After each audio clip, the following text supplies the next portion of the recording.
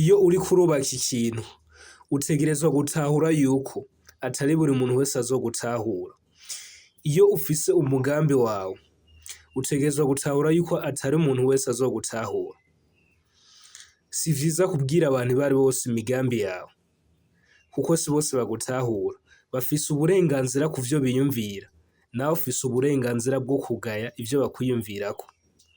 Kuko ivyo biyumvira sivyo bidefinisa umugambi wawe, sivyo bivuga ukuntu umugambi wawe umeze. Niyo mpamvu utegerezwa kwiyumvira ku vyiyumviro vyawe. Ego ni vyiza kubwira abandi ivyo twifuza gukora, ariko ni vyiza kubwira abandi ivyo twifuza gukora mu gihe hari abantu twizeye, mu gihe hari abantu tuzi neza yuko bashobora kuduha impanuro ku vyo twifuza gukora. Ni vyiza guhanuza umuntu azi vyinshi ku mafaranga mu gihe asanzwe afise amafaranga canke yateye imbere, ariko biragoye cane guhanuza umuntu ku vy'amafaranga mu gihe ata mafaranga afise. Kuko umuntu ata mafaranga afise canke ataratera imbere biragoye yuko aguha impanuro nziza kuco wifuza gukora. Rero ni vyiza guhanuza abantu uzi neza yuko bashobora kuguha impanuro nziza, uzi neza yuko bashobora kuguha inzira yo gukora ico wifuza gukora.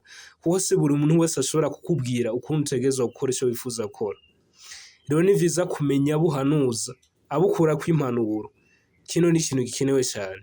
Nimba buno butumwa wabukunze, busangize n'abandi bantu bashobora kuba babukeneye.